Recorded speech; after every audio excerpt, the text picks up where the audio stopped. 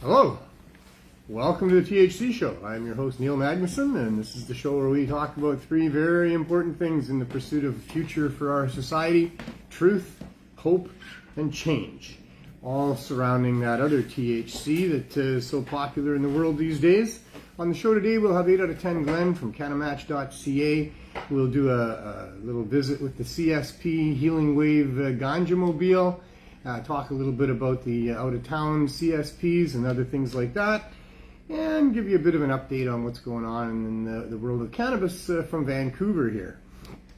I see that there's a big kerfuffle now going on with Health Canada sending out a bunch of notices to stop sales to a bunch of legal cannabis producers who somehow snuck into the marketplace a bunch of what they called edible concentrates.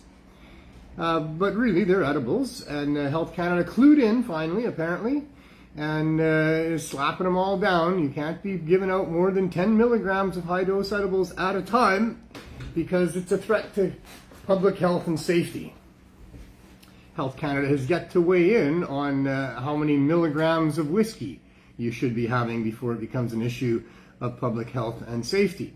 Although I guess that's not true. They recently said that people should only have a couple of drinks a week.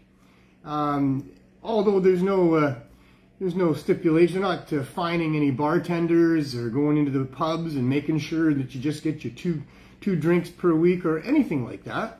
And in fact, these edible companies that are that have been producing edibles that are 100 times more than the allowable limit by Health Canada, they're not looking at any serious penalties at all. There's a slim chance there'll be a monetary penalty, but that's probably not happening. They just have to not do it anymore. They don't even have to say they're sorry. But the whole thing is just ludicrous. We've been proving Health Canada's full of shit for the last 6 years. We're in our final week of our 6th year of the Cannabis Substitution Program. And of course, what we do with the Cannabis Substitution Program is we provide high-dose edibles. We give people 420 milligrams of high-dose edibles every 4 days for free if they're part of our program.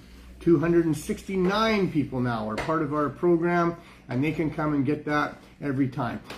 With those people getting their free edibles from us, we actually dispense about 10 to 12,000 milligrams of cannabis edibles every single day. Over the last 6 years, we have been putting millions, tens of millions of milligrams of high-dose edibles into this neighborhood and the people that will come and see us. That is an incredible amount, and we have harmed no one.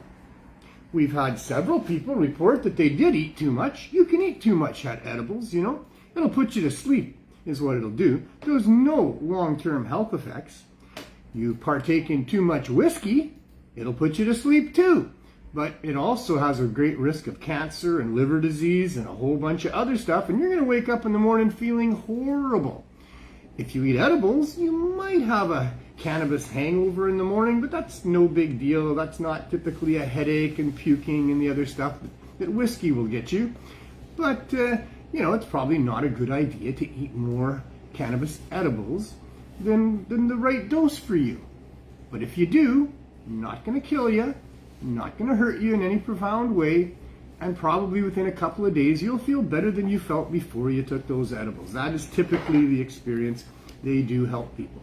They help people with a lot of different things. They help people with pain, they help people with sleep, they help people not use hard drugs. How about that? Health Canada saying that you can't get more than 10 milligrams of edibles is actually preventing people from getting the amount of edibles or milligrams of edibles that they would need if they want to get off of the hard drugs. We've told Health Canada about this. It's been almost 2.5 years now since we put in our application. Of course, by that time, we'd been doing it for 3.5 years with no problems.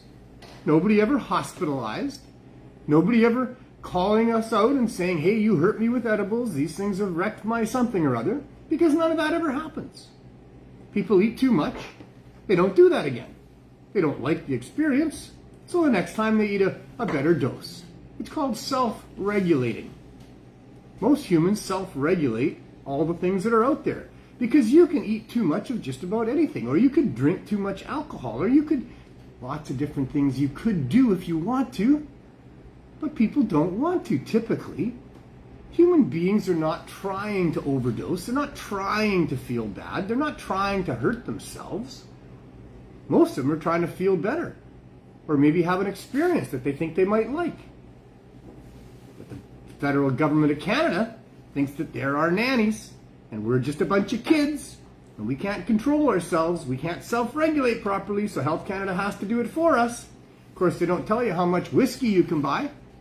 They don't tell you how many cigarettes you can buy. You could probably go out in and buy 10 cartons of cigarettes if you wanted to. Those things will kill you. Try eating one of them. Or smoke all 10 cartons and continue on to do that until you join the statistics of people around the world who are suffering seriously from smoking too much commercial tobacco. Yet that stuff is available. Way easier than cannabis. The regulations on cannabis, oh my God, you would think you're dealing with a radioactive poison. Something that's going to explode if you don't use it properly. None of that is true. It's all a smokescreen. It's all lies and an illusion to protect the federal government, who've been criminalizing Canadians at great public expense for 100 years. And they're continuing to do it. They had legalization happen over 3 years ago now. Legalization, eh? Well, not legalization for the people in the industry. Almost all of those people aren't included. All of those people who were growing and selling prior to so-called legalization were just supposed to stop. Cannabis is legal now. You can't be selling outside of the system, or what? You're illegal. Funny, they were illegal before legalization. Now they're illegal after legalization, and they're just going to stop? Of course they're not. And Health Canada is not that stupid to think they're going to stop anyway. That's why the federal government added more money to enforcement and harsher penalties. Because they know that most people who were growing or selling cannabis prior to so-called legalization are going to continue to satisfy the customers that are coming to them, money in hand, helping them pay their mortgage and feeding their families. They know that. They count on that. Because this fake legalization that we have in Canada is designed to protect a bunch of rich people who want to really cash in on all of us cannabis consumers. And it's there to leave out of the whole scenario all those growers and suppliers who can't get licenses, but way more important than that are all the Canadians who can't afford government prices or are skeptical about the safety of cannabis grown by legal producers. And well, they should be. Irradiation, according to some scientific journals, doesn't harm the plant at all, doesn't harm the medical value at all.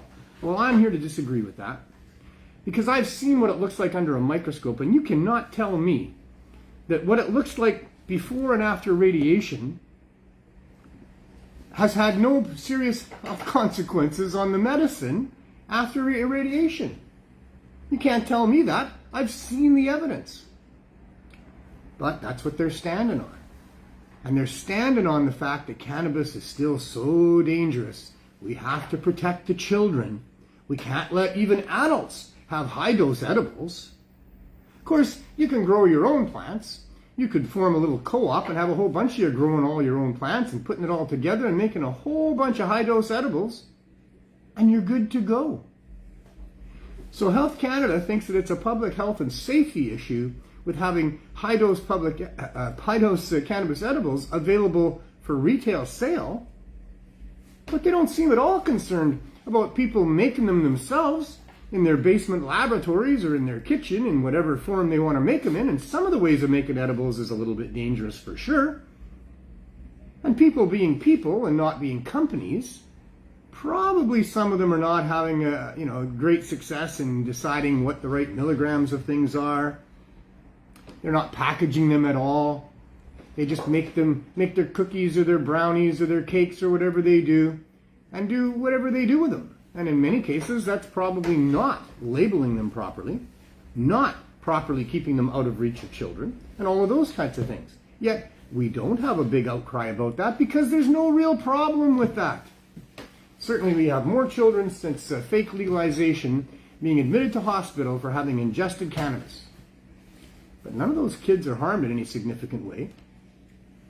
The only reason there's more that are being admitted to hospital is because now that it's legal, the parents are not so afraid of having their children taken away from them, or maybe going to jail, or losing their homes, or all of the other things that kept people from reporting incidents of children getting into high-dose edibles.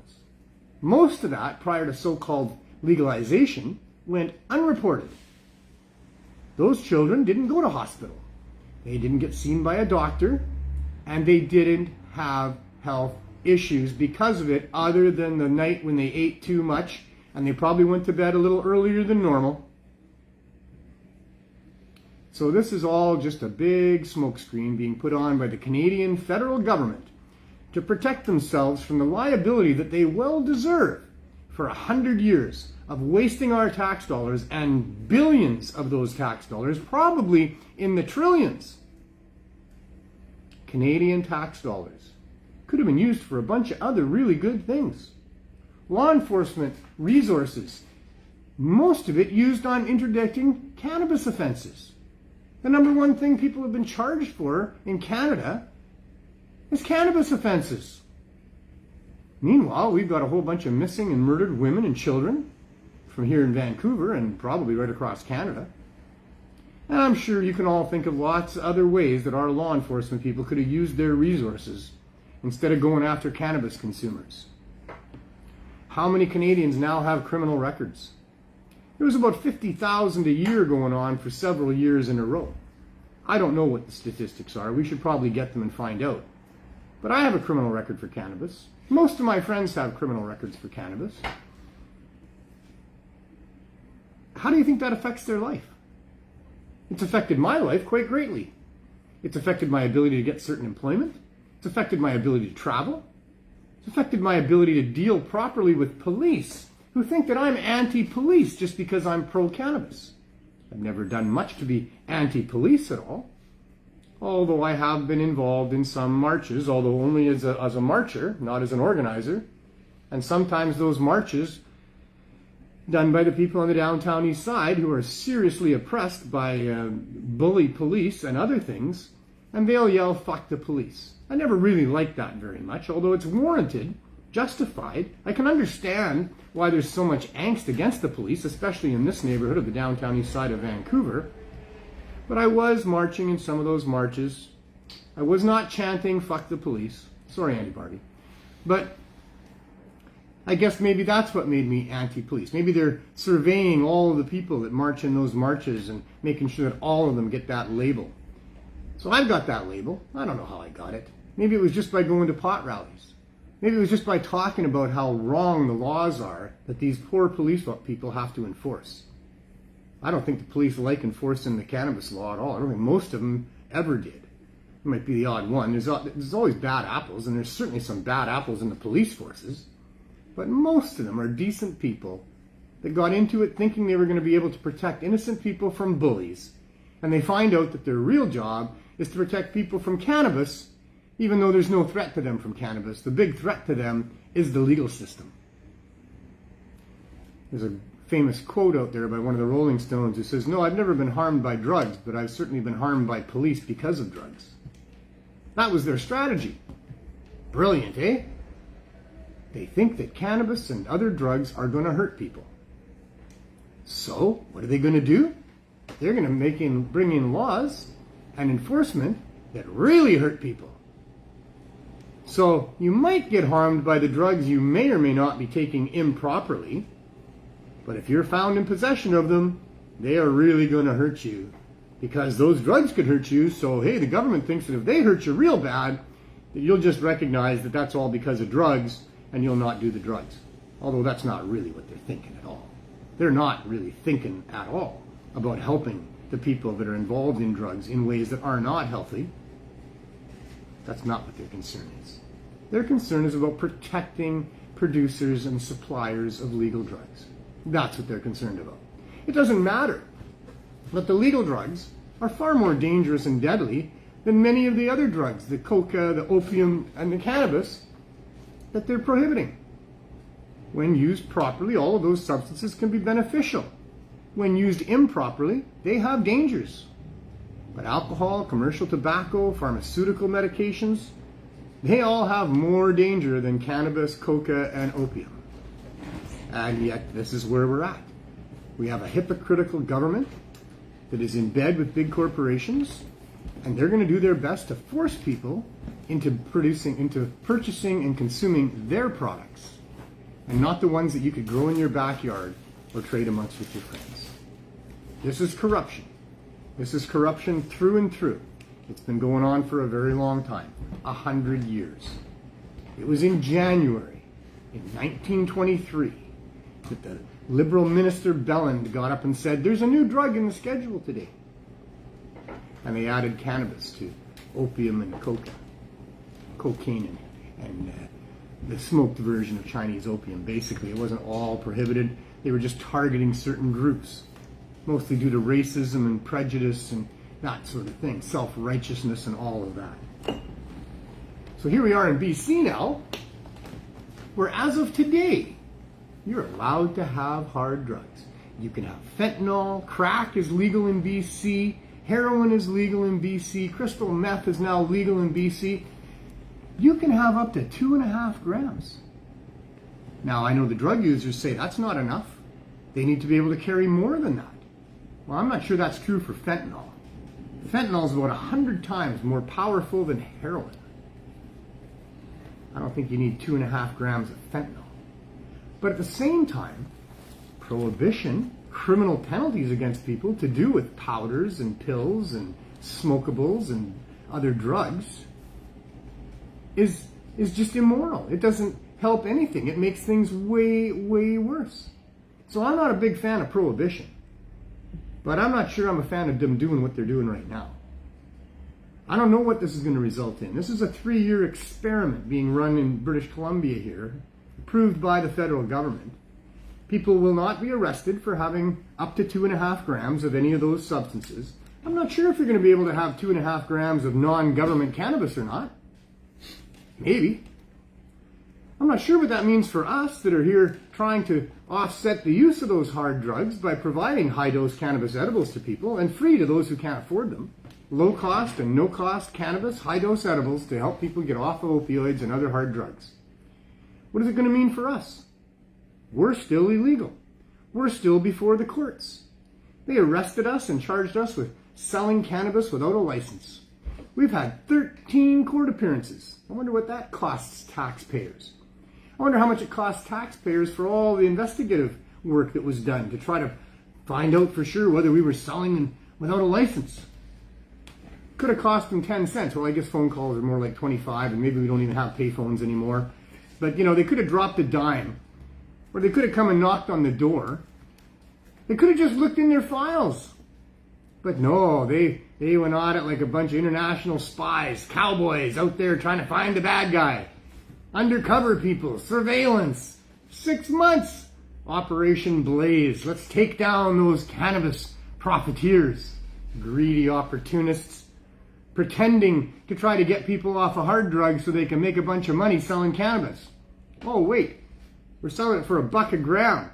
We're giving it away more than we're selling it. Nobody's getting rich here. There's no greedy opportunism going on here.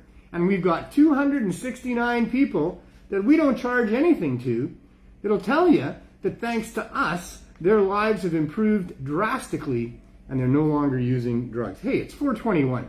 My alarm is obviously not functioning properly. Neither is my producer, because he should have been waving at me. I moved the camera this way, so I did see that. So yeah, we missed 4:20, but the 4:20 moment actually lasts 10 minutes. Because we're stoners, for God's sakes. I mean, you can't be expected to have it all rolled up and ready to go exactly at 4:20, and then you've got 1 minute to consume it. No. We got till 4:29:59.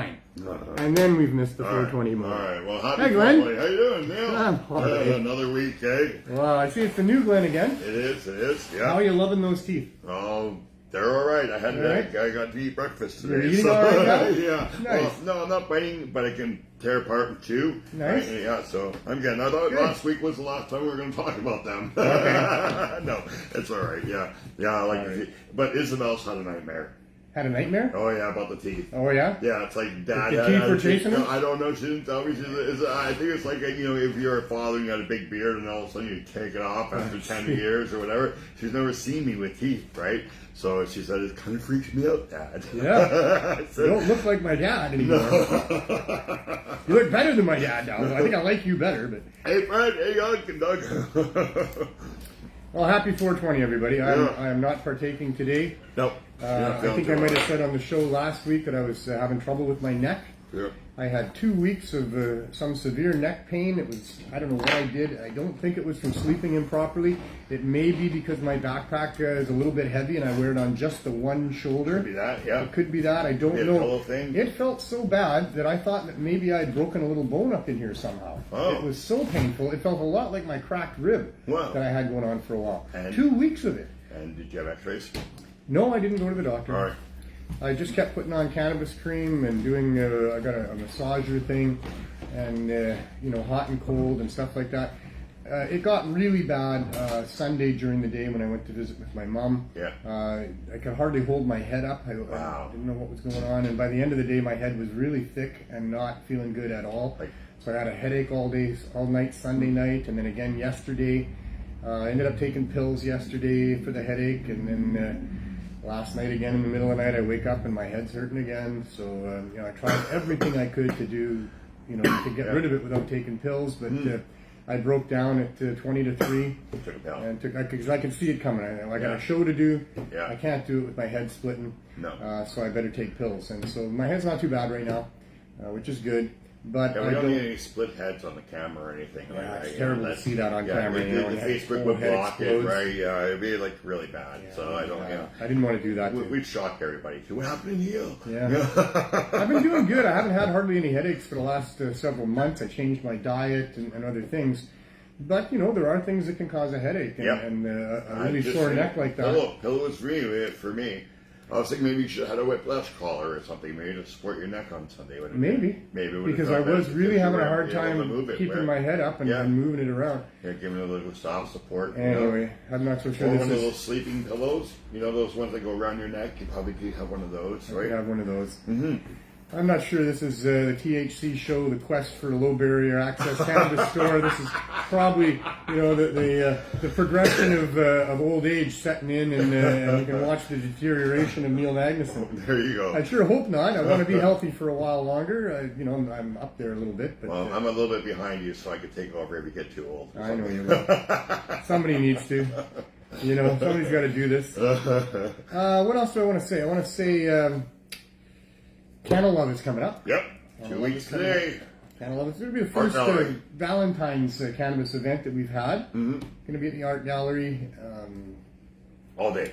All day. It should be good. 9 till what time? Or is it 10 till? Or is it noon till? I'm only the MC. I don't know nothing. What time do you start then? I don't know. You don't know? I still got 2 weeks. Oh my god. You know how I do this show. Yeah, 10 minutes before the show, I'm making notes going, okay, I'm not prepared. Yeah. Start writing stuff down. That works a lot better for me on stage at an event than it does here. Okay. Here being unprepared, not knowing quite what I'm going to say, is a problem. I don't know why, but it really is, because I'm put on the spot. Yeah. All of a sudden, there I am, go. There's a little black eye over there that I got to look at, and that's supposed to be a whole bunch of people, and I'm sure it is. Hi, all you people. You got over 20 people watching right now. I see. So there you go. But for some reason on stage, it's different. I'm pumped. I am prepared before I step out there. I do know what I'm going to say. I'm going to say, it's high noon in Vancouver. Welcome to Cannabis Love, Yeah. And then and from there, it's easy because I'm actually talking to people. Mm-hmm. And when I've got a little bit of an audience, the information that I have, I feel is very important to everybody there. And my job is to communicate that. And so there's little pressure on me to do that. I just do that. I'm able to articulate. I have the information. It flows out of me quite easily. But it doesn't do that when I'm just sitting at a desk looking at a black hole in the phone there. I think the opportunity to be on stage allows you the opportunity to feel the energy of the people. It's true. Which gives you the energy to 100%. Right? 100%. Here you don't have you only got my energy, that's it. Right? And mine, whatever that is. And 3 cats somewhere. 3 cats. Where are those cats? I don't know, but they don't like those things, man. You didn't like these? No, Yeah, I put those up there if you want me to see, use if we them. can see if we can get the real stars of the show up There here. you go, there you go. This is for real stuff. There we go. That's some real We'll stuff. just put now. these up there and see if we get any results. Yeah, But then go. yeah, here comes Sam. There they come. Sam's Yeah. coming. Here you go, Sam. Oh, I showed Kevin what Sam did last week and laughed. Oh, yeah. I told him to go to check out the show. He went and grabbed the bag and tried to mess Oh, up and there's the Kato. Come on, boys. Come on, girls. Boys. Let's go. You going up now? Oh, Kato's there first. Oh, Kato got it. All Yeah, right. Kato's there first. Kato the cannabis cat. There you go. Hi, That's Sam. for sure. Hey, buddy. And otherwise, if you turn him around here, you Yeah. turn you around? No, we can't. Okay, well, he's going to give you his butt. Better than nothing, I'm sure. There you go. I am a couple of it down there, so everybody's happy. See what happens during the 420 moment? We get distracted and have fun. Yep. 'Cause that's what it's all Yep. about. This is a show where we talk about some pretty nasty truths, as I've been explaining to you. The government turning its back on people that are horribly addicted to drugs and are not able to find relief. And that's a very touchy subject. I mean, it's very serious. And so we need to have a 420 session to lighten things up a little bit, to Yeah. get a little bit distracted, to see what the cats are doing, and have a bit of levity in it all, because these are very serious things we're talking about. Weed is awesome. I love cannabis. Most of my friends love cannabis. It's so valuable in so many ways, and brings us together in so many ways. We Yeah. have events and Yeah. all kinds of great things here. You meet people.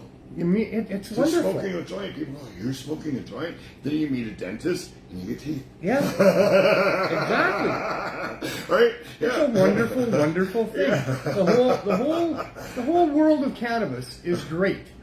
And that's why what we talk about on this show is so horrible. Because we talk on the show about how the whole world of cannabis is not allowed to exist in the way that it should because of government corruption. A bunch of greedy bastards, self-righteous assholes that think that it's okay to tell a free human being what they can and cannot put into their body. Nah. And there's no justification for it. That's the real horrible thing about all of this. Here we are at the 420 session. I'm talking more horror. Can of Love, everybody. Come on Yeah. out to Can of Love at the Art Gallery. And there's some free spots still available if you want to set up and vend there. There's going to be speakers. There's going to be giveaways. There's going to be all kinds of things going on. It's going to be the most fun you can have on a February 14th afternoon at the Art Gallery, I am sure. Bring your love. Bring your love. It's Bring all your about love. love. Kind of love. There you go. That's what herbs are all. There The you cannabis herb is all about. Yep. It's the love drug. Yeah. MDMA is like Yeah, that. yeah, Got that love drug. yeah. This guy here. You wanna come over here? Oh, there's some more, eh? Like, no, cannabis is the love drug. Yeah. You know, they started out this whole horrible 100+ year fiasco by telling people how dangerous cannabis was. It was all due to articles written in newspapers by William Randolph Hearst, where he was blaming cannabis, well, marijuana. They didn't say cannabis, because people already kind of knew that cannabis was part of the pharmacopoeia. There was medicine bottles and all these things that have been going on for a long time. So when they decided to pull the hemp over people's eyes, they didn't call it cannabis, they called it marijuana. But yeah, so I love my marijuana. I do too. But to say that it made people violent and insane, you know, I mean, and it had to happen through the newspapers. That's how they got to everybody. He did it by associating cannabis use with violent crime. So whenever he was writing a story about some horrible violent All about crime, cannabis. that person was seen imbibing in some reefer before they went and axed their parents to death or something like that. Oh, yeah. And there's a volume, a coffee table, I mean, it's not quite that. It's big. It's big. It's a big, thick tome with all of these stories that they gleaned out of the newspapers, almost all of them William Randolph Hearst's newspapers, telling this horrible story. And they convinced the population of North America. Yep. And so, I mean, my grandmother went to her grave believing that cannabis was the devil's plant and evil as could be, and that God didn't make that one. So, Wow. well, there's Sadie putting in an appearance. What's this, Sadie? Does he want them? I put a You don't couple want down those? there for the. And then she's the one. There she does. What's No, that? not You today. like that? Come join the show, Sadie Lou. Look how big she's getting. Eh? She was just a little kitten when we first got her back in July. But yeah, she's growing up. She has still never made a peep other than the one brief couple of hours where she was in heat and she made some funny little gurgling sounds that you could hardly even hear. Wow. And that was it. Yeah. And that was a long time ago now. I expected her to go back into heat at some point, and maybe she'll, get more practice. Yeah. But anyway, she's wonderful. Thank God for cats. Thank God for cannabis. A little bit of levity is a wonderful thing. And cookies. And cookies. Cannabis is responsible for a lot of wonderful things in our world. You just need to look at the entertainers, the artists, the people that have poetry, music. Yeah, all of it. Movies. So much people have used cannabis as a vehicle to tap into their creativity and all the rest of it. And here we have a world where for 100 years, or we have a country where for 100 years they've been wasting tax dollars at enormous amounts, ruining people's lives to try to prevent people from from feeling the love, Yeah. There's anyway. It's sad. It's sad. It's maddening. Well, and it's doing it's other countries, like New Zealand. There's guys where he's saying hi to us, and he's got the same problem over there in their country. Yeah, worse. Yeah. But now they're getting a new prime minister. The lady quit. Will it be better or worse? I don't know. I think he's from the same party, so probably not. All these people are cut from the same cloth. Yeah. They have to be because it's the major rich corporate bastards that allow whoever it is. And they sell Canadian cannabis in New Zealand. That's the only way. It's the only way that you can get it. Is that it's shipped from Canada. Yeah. If you have a medical license. Well, you just go to the pharmacy and buy it. Oh yeah. Yeah. Oh, even without a license. Yeah, I do believe so. I know he would be able to answer that, but yeah. I believe one thing with this decrim of the hard drugs is that unlike in Portugal, where if you're caught with hard drugs or any drugs, they take them away and they force you into treatment. You go before a judge, you're given that as a sentence, and you have to go for treatment.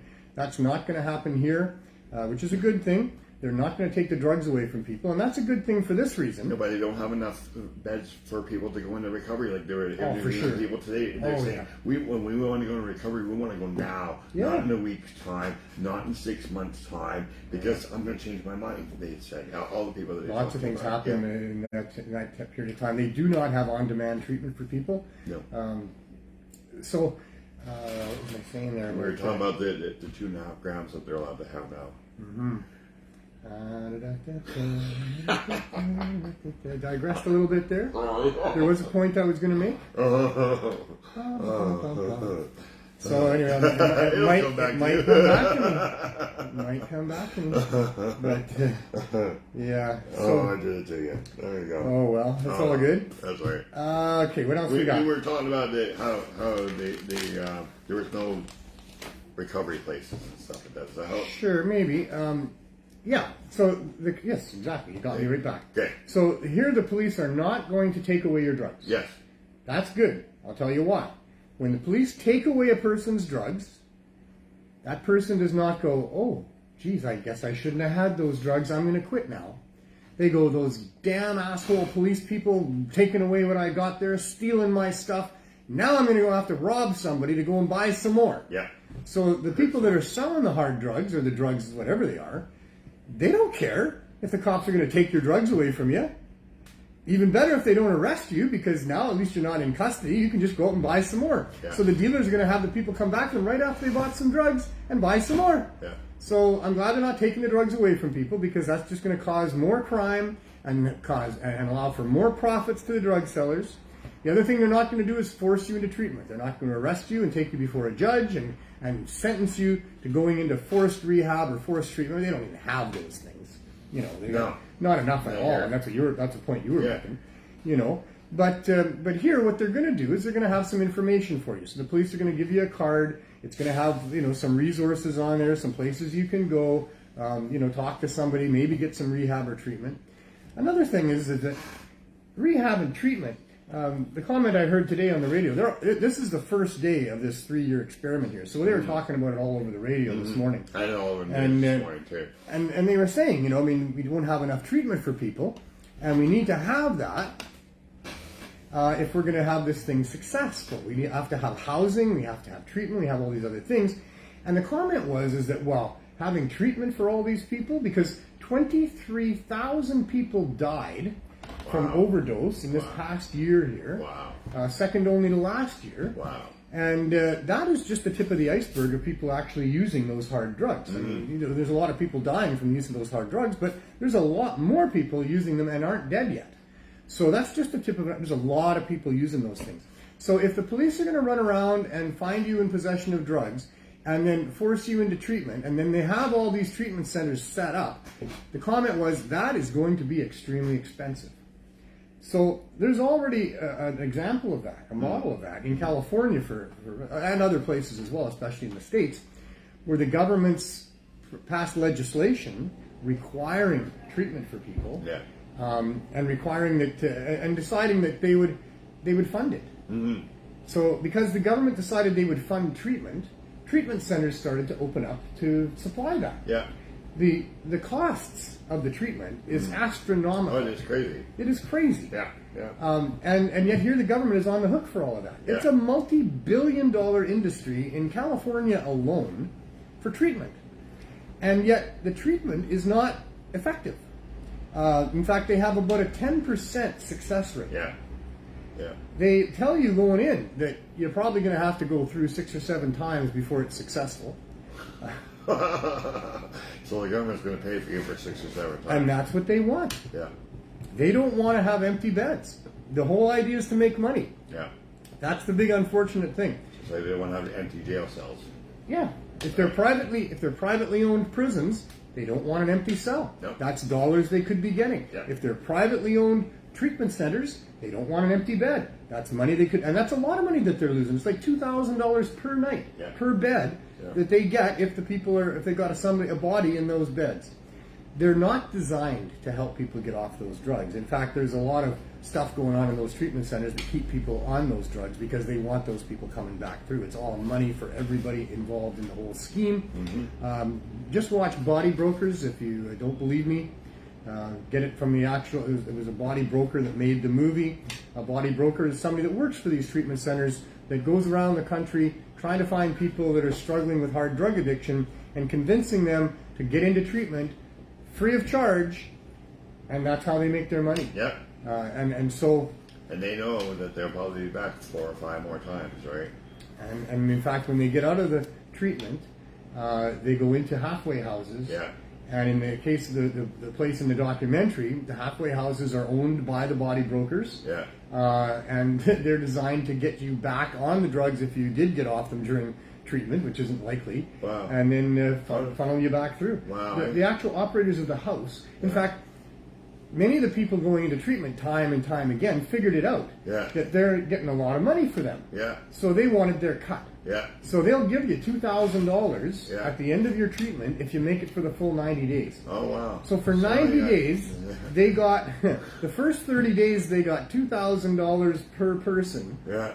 The second 30-day period, if the person stays in for 60 days, they get like $3,000 per bed, per person. And if you stay the last 30 days, boy, that's the kicker. You can be 90 days in treatment. You got a good chance of getting off it, apparently. That's what the government believes. That's the bill of goods that these treatment centers are selling the government. $5,000 per night, per bed. Wow. So then at the end of all of that, I mean, how much money is that? 30 times 5, that's 150,000. 30 times 3, that's another 90,000. There's 240,000. 2,000, there's another 60,000 there. So $300,000 they make per person over the 90-day stay, and then they'll give you $2,000. You know? Yeah. Very generous of them. Yeah. They made $300,000 on you. Argue, we got to pay the chefs, we got to pay the staff, we got to pay the rent. Yeah. We got to do And there's some of that. And all that stuff, right? And there's some of that. Yeah. But there's not $300,000 every 3 months of that per person. A tax break, or maybe some break on the hydro too, because they're a facility helping people, right? So I'm sure that they cook the books, inflate everything, and come up with reasons why it's expensive for them to run the treatment, and they need that much money to put people into those beds.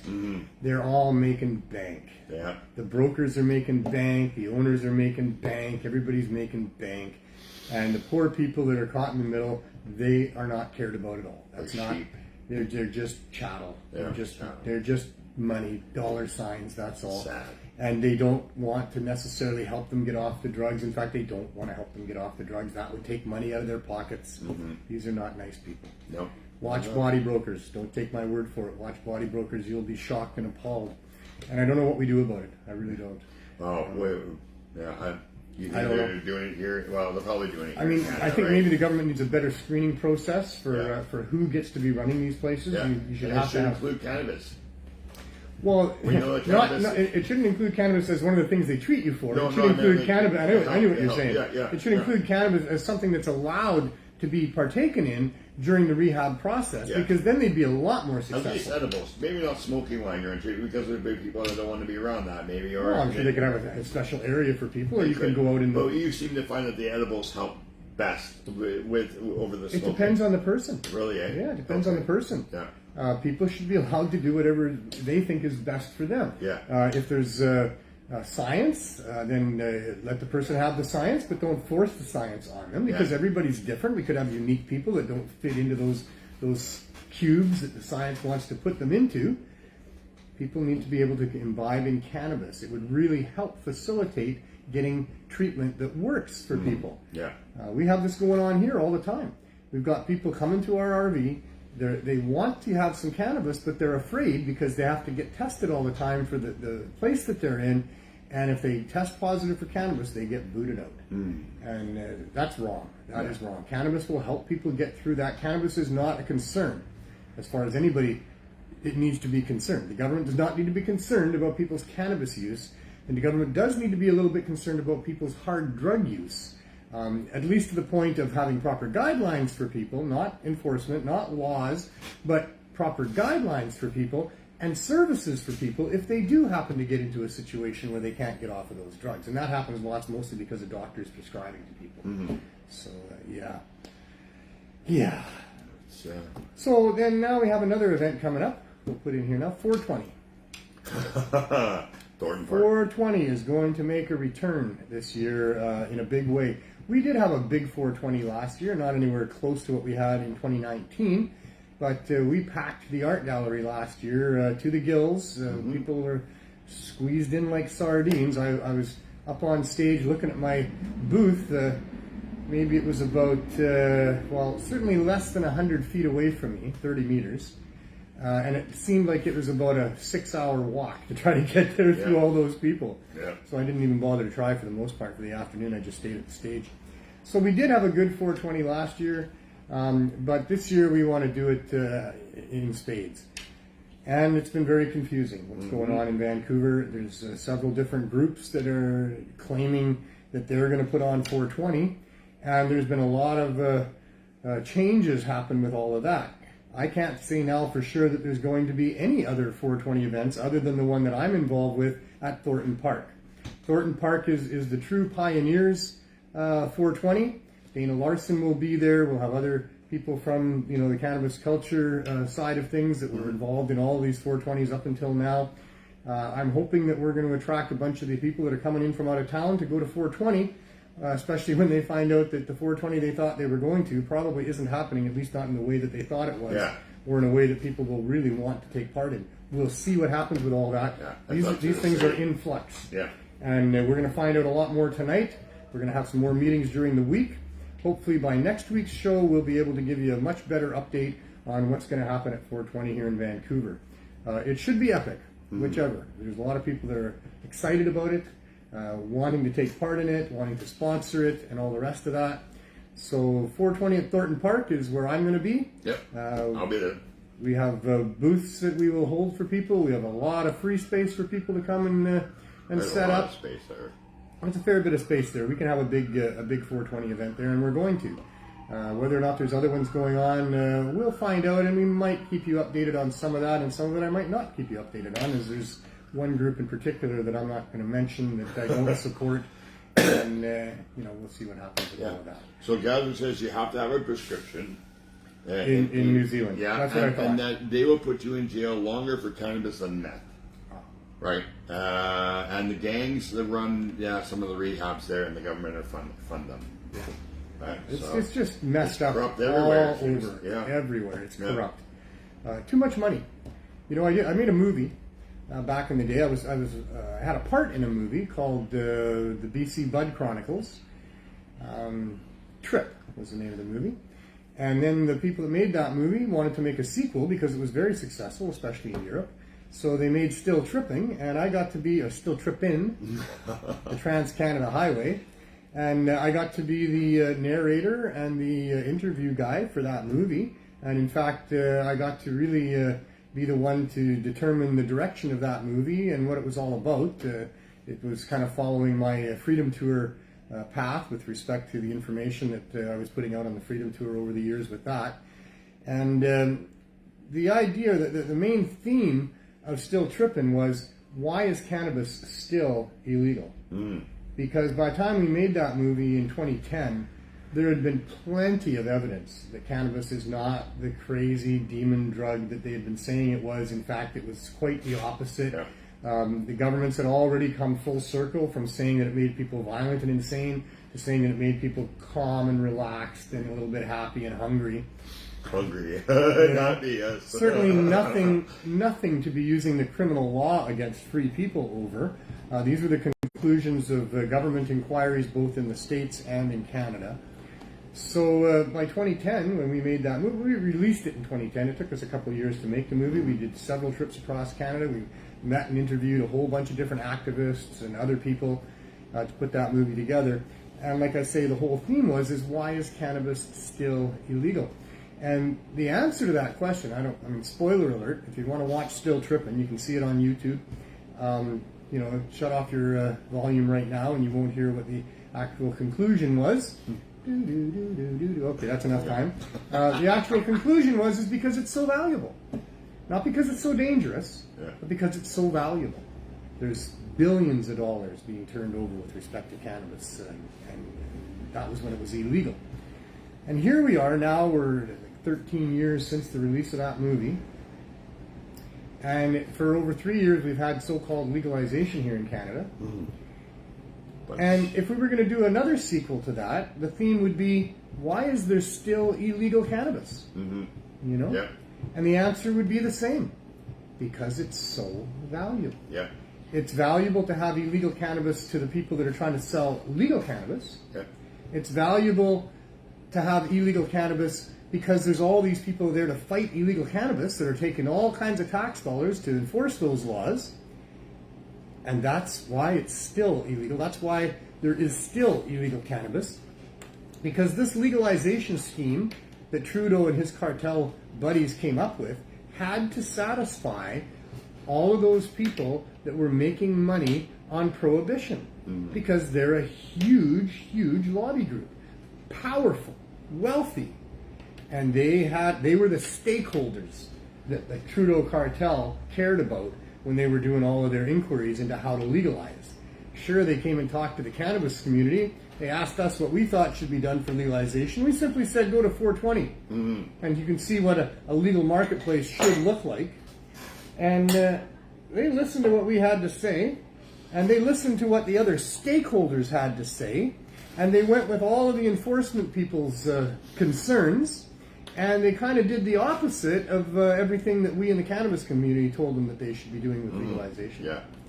And it's not just valuable for smoking or medicine reasons. There's oils we can make from it, wood products, paper products, clothing. So that's a lot of industry going, oh no, we're going to lose money, right? So yeah, it's valuable that way too, right? Because there's so many a lot of money stays, let's not make this, allow this out there because it's going to be different, right? We're not going to make as much money anymore. The tobacco industry is huge, extremely wealthy, well leveraged and connected. The pharmaceutical industry is huge, well leveraged and very well connected. The alcohol industry is huge in this country and profiteered on by our governments, in fact. A very big conflict of interest there. All three of those groups tend to lose big when cannabis is embraced by the citizenry. People won't be using as many pharmaceuticals. And they're already complaining, the alcohol people, because now we're down to 1 or 2 drinks a week. Yeah, wow. Right? Well, that's not by law. Oh, no, just by recommendation. Yeah, well, a lot of people do that. They were a little bit healthier than we were in the 70s and stuff, so we aren't following those recommendations. I don't know how many people even understand how much of the cancers that we have in our world are caused by alcohol. Oh, yeah. It's poison for you. So now that the government's coming out and saying all of that, you see, and funny how they're doing that now after they've got cannabis legalization. They've got an alternative for people that they're also making a bunch of money on. So now that we're not only making money on alcohol, and the gangs are the ones making money on cannabis, now that the government's making money on cannabis, oh, by the way, that alcohol's not all that good for you. Maybe you should all switch over to cannabis now. Because they're still making money on that. You know, it's not hard to see through these people. Beautiful. I know, right? Wow. It's even got my initials on Fancy. it. A matching lighter case, too. Oh, my goodness. Wow. Moving up in the world. Good job. It was a good birthday gift. Very thoughtful. Nice. Yeah. Yeah, so, you know, that's why we're in the mess that we're in, is because these three extremely large industries, and there's more than that, as Glenn was alluding to, there's a whole industrial side of cannabis, the cotton industry, and numerous other industries that really don't want to lose ground to some other commodity coming into the marketplace. They're all lobbying hard to have a type of legalization that maintains prohibition. That's why we've got what we've got here. We need to not accept this, folks, in case you don't know. That's kind of the theme of what we talk about here. We need to stand up and do something about this. We can't say, okay, we got legalization. Now there's going to be tens of thousands of less arrests of people. People can walk down the street and smoke their cannabis without fear of arrest. Although you could be fined by bylaw depending on where you're smoking your cannabis, you know.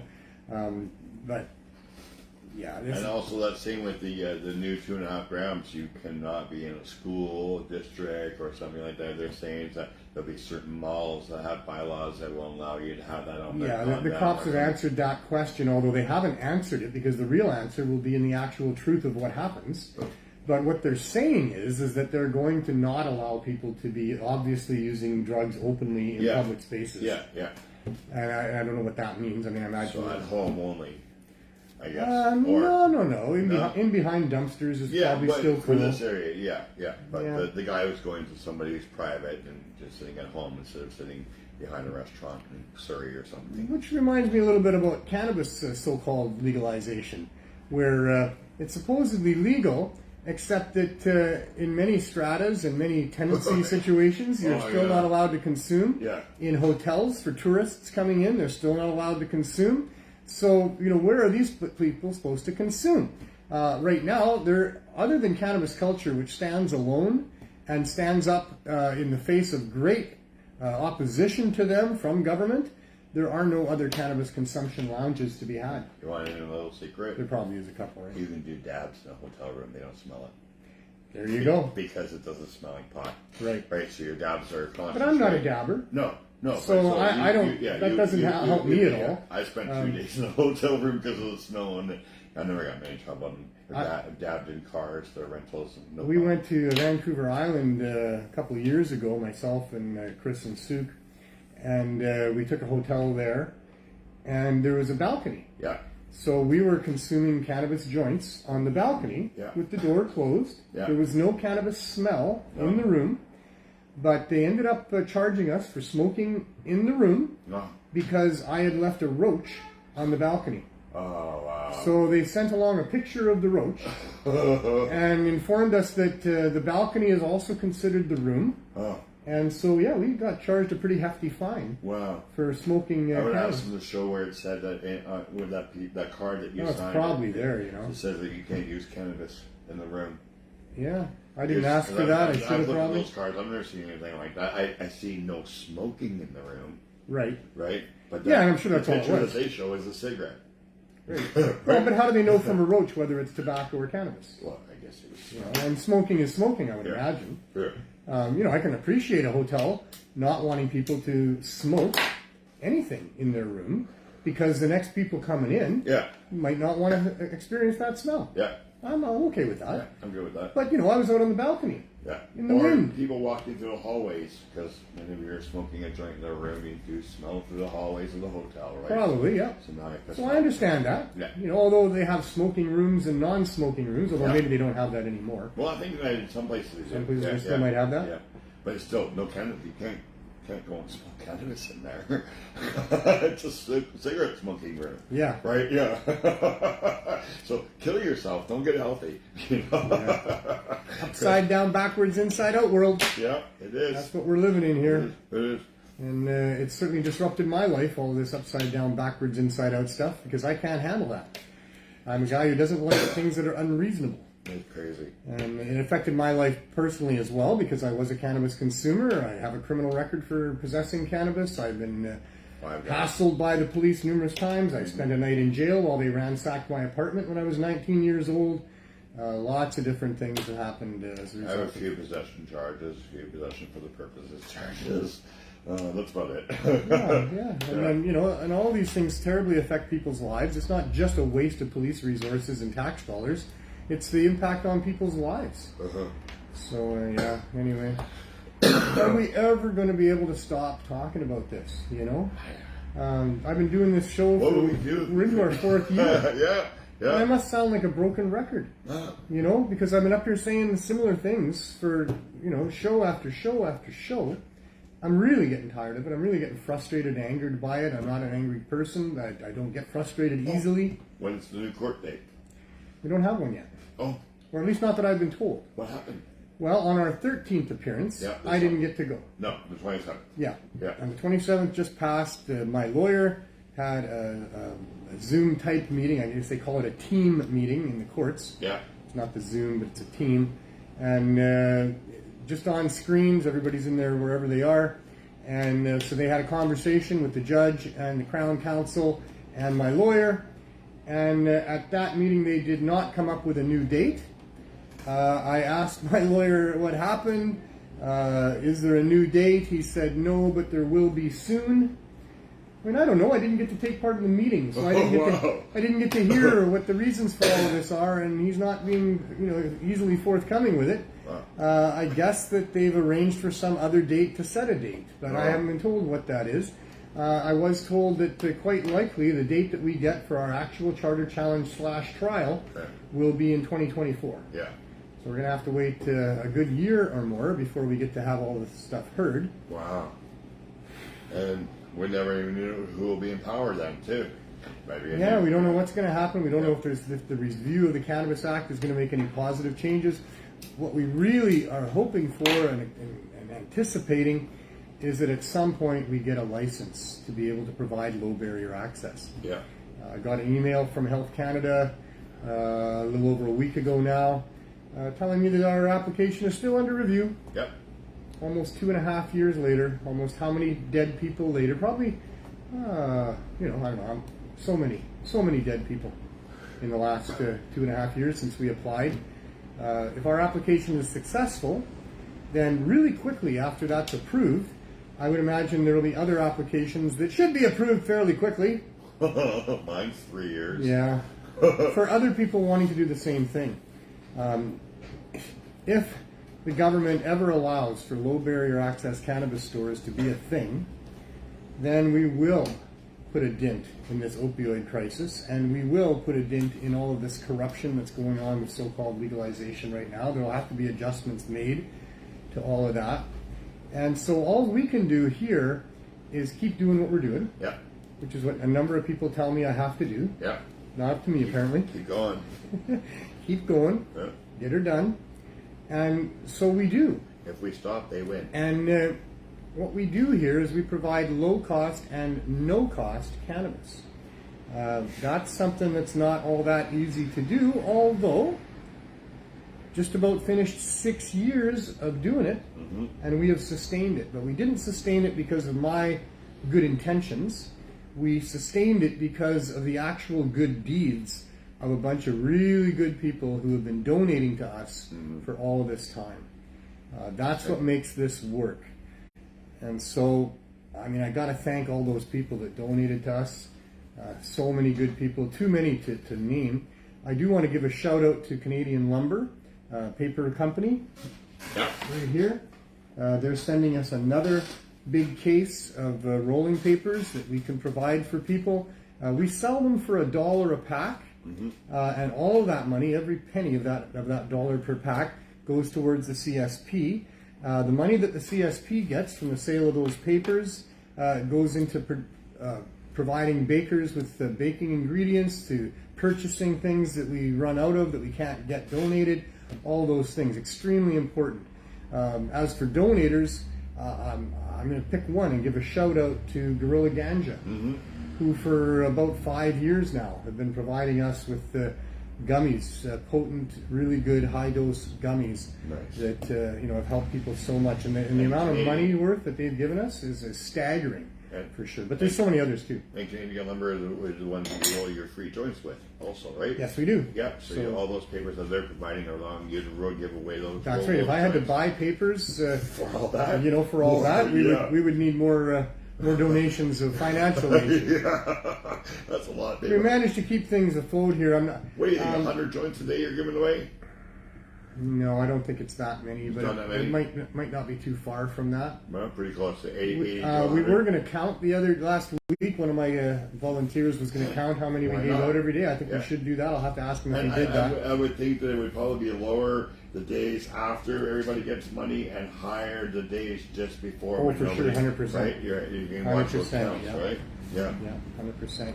And John Murray was here again today, dropping off another large batch of his infused chocolate chip cookies and his infused muffins. Nice. That we sell a few of those at $2 a piece or 3 for $5.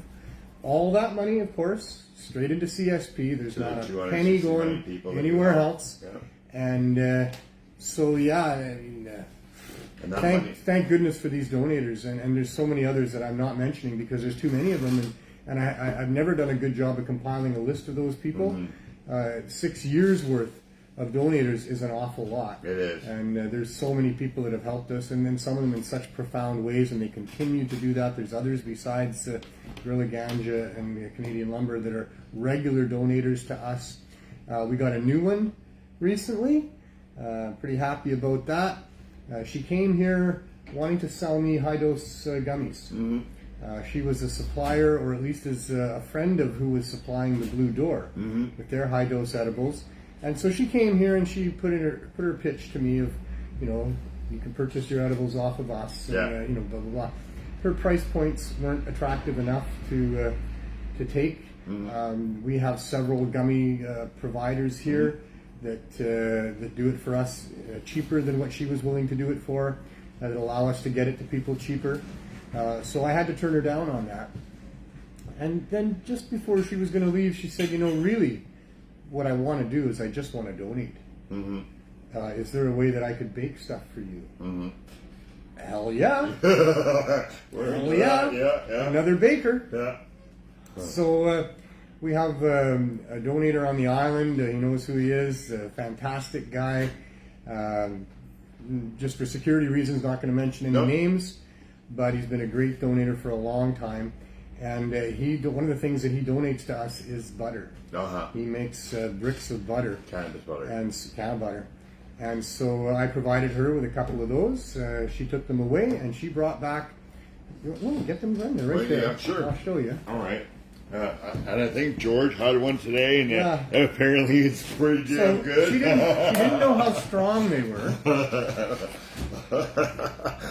And so she made these chocolate chip shortbread cookies. They look fantastic. And she said, I don't know how strong they are. She only made like 30 of them. The bricks that I gave her are basically 9,000 milligrams per brick. Wow, okay. She didn't use quite the full 2 on the 30 cookies that she made. So, wow. So they're probably about 250 milligrams per cookie.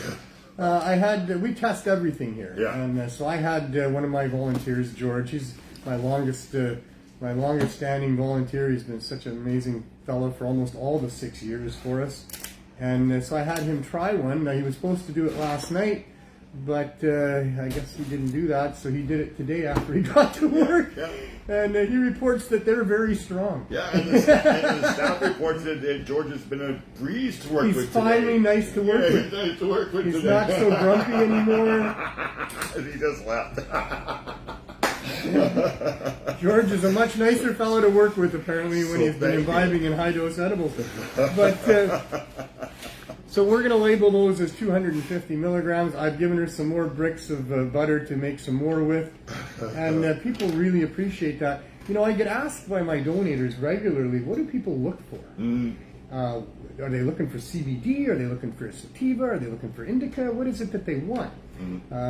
And really, the one that the request that we get by far the most, they want whatever is the strongest. Whatever is the strongest. Whatever is the strongest, that's what they want. Yeah. So, when it's strong like that, we make sure we warn them. Yeah.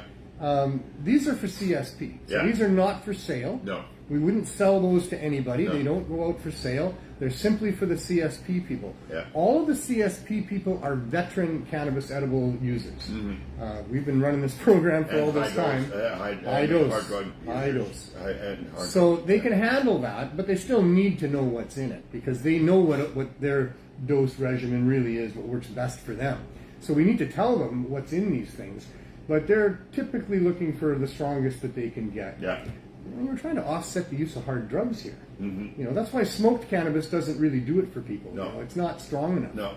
You can't smoke too much weed. To get rid of the withdrawal systems, you need a high dose. You need a high dose. And it seems to be working for people. And it needs to be an edible. I mean, concentrates, everybody's different. Everybody's different. Some people can get through their withdrawal just with smoked cannabis. I've heard some people tell me that. And many people have done that in the past because we didn't have our program running. But I've had people come and tell me that 10 years ago, they got clean off of hard drugs and they just did it by smoking their brains out during withdrawal. Right here. There you go. So that can work for people. Oh, it does, yeah. The edibles works way better for most people, not for everybody, because everybody's different. But primarily the edibles are going through the liver and not the lungs. It's not smoked, it's metabolized into your it lasts for hours as opposed to smoked cannabis. And it can really be a very intense experience. So, it'll put you to sleep. Some people basically sleep through their withdrawal. Yeah. Hell, that's an easy way to do it. If you can do that, man. And you feel better when you wake up, too. Yeah. Right, because you've slept through it and you rejuvenate. And you've not repoisoned your body every time. Yeah. These poor people that are on these street drugs, these street drugs are cut with all kinds of stuff. It's not just fentanyl. It's lots of different things. Baby laxative. Things that are really harmful, They cause skin lesions, the breakouts, all kinds of different horrible things. And ill health overall. Just basic ill health. Opioids on their own, without being cut with other contaminants, mess up your bowels. If you're using them all the time, you have issues with, constipation. Lots of constipation and other things like that. There's a bunch of ill health effects of being a daily user of high-powered opioids and other street drugs. So when you start going through withdrawal, like you say, you get through that first day, you do feel better that next morning. Although withdrawal is a 4 or 5, 6 day process and a little longer yet, but the worst of it's over within the first 4 or 5 days, typically. Yeah. But you got to get through 4 or 5 days of it. You're in 4 or 5 days worth of edibles, and you got to come back every 4 days and get some more, right? Some more. So, And if 420 is not enough for people, and it's not enough for some people. Some people are using 1,000 milligrams a day. Thankfully, we have it here at prices that allow most people without a lot of money to be able to access that. Bump it up a bit. These people that are now not using the hard drugs and are now going to use cannabis, they were spending money to get the hard drugs. So they do have some access to money to do that. The problem is that the hard drugs are a lot cheaper than what cannabis is in the government stores. So for us to have edibles that are considerably cheaper than that and make it reasonable for them to afford, that's very important as well. Because they couldn't get a 250 milligram edible from the store. They could get 250 milligrams in edibles. I'm not sure you can do it in one shopping street, in one shop there. But you have to buy 25 or $10 or $5 a piece or something like that. You might solve your opioid problem, but now you're way overweight. And you're a diabetic. So you're going to go blind and your legs are going to fall off, but at least you're not addicted to opioids anymore. Oh, the government, Government solutions. Oh, my God. They need to leave it up to the people. They do. I'm going to court. It'll be a year from now. And we're talking about what experts we could bring in. And I said to my lawyer, I said, I should be qualified as an expert. I've had not just these 6 years. The reason that I've done these last 6 years of dealing with people with opioid and other addictions is because 18 years ago, I opened the herb school just one block away where we were there for 3.5 years, and that's where I learned that that's what works. We had all kinds of people coming to us and telling us how they got through withdrawal, because we sold edibles. It wasn't just smoke medicine back in the herb school days. We had Lady Marijuana making cakes and brownies and things like that. So that's where I learned all of that. But I've been on the front lines here for 6 years. Yeah. You know, for the last 2.5 years, more than that now, I've been every day, 7 days a week, and you know, dealing with all kinds of people and all kinds of situations. We never have a dull day here. No, I'll tell you. Keeps you on your toes, eh? Keeps us on our toes. Yeah. There are things that happen every day. You know, lots of different things. Comments, you know, that happen every day. People telling us, hey, you know, now I can sleep at night. Yeah. Or now I'm clean for the last while because of what I'm able to get here. Yeah. Those sort of comments Those are are extremely powerful. Yeah, and we get lots of those every day. Yeah, I've heard them. I've heard them.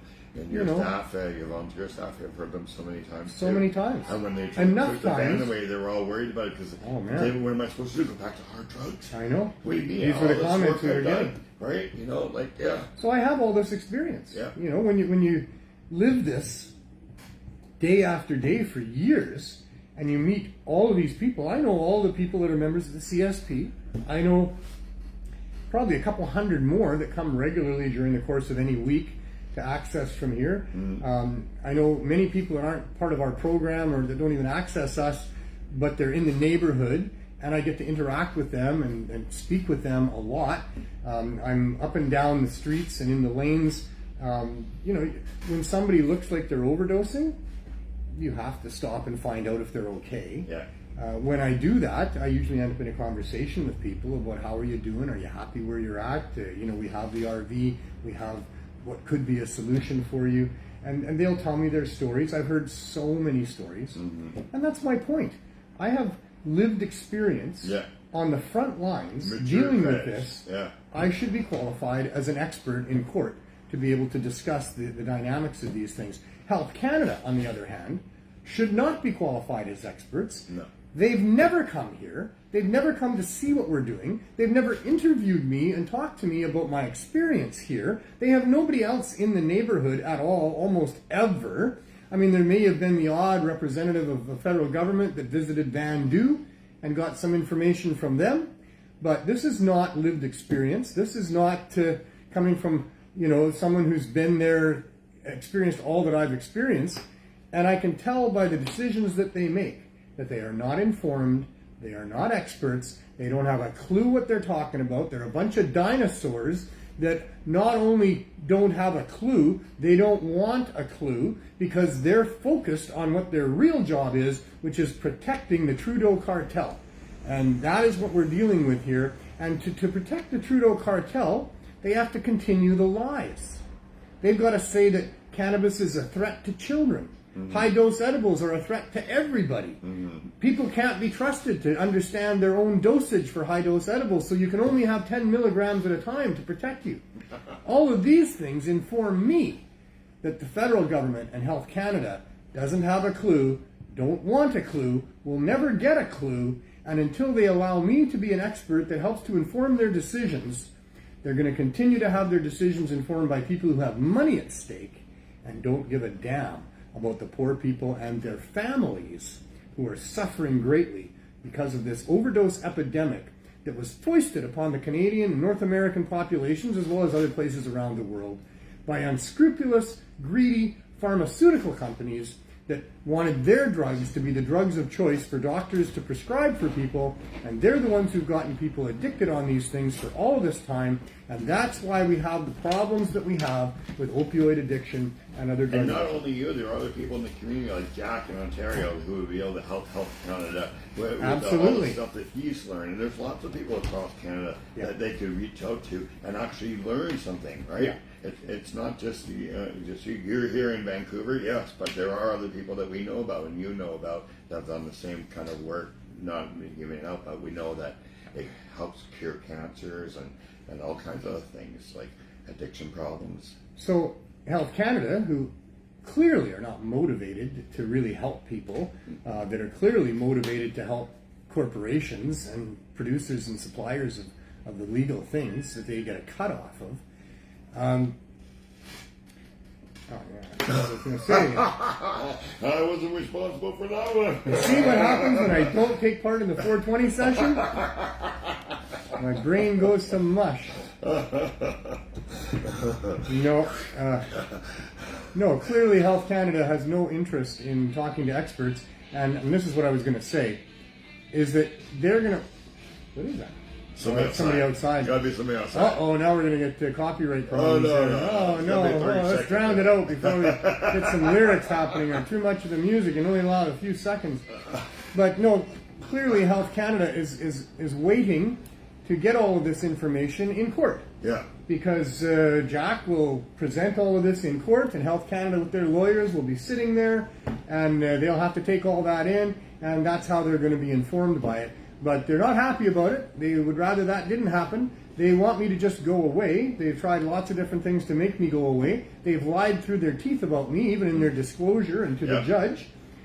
So, that's how it's got to be. That's how it's got to be. We'll hang in there. We'll go to court. We'll bring in all of this evidence, and we will inform Health Canada, and we will inform the judge as to what the right things to do here during this overdose epidemic. And we'll see if the learned judge is actually able to judge, or if he's corrupt too.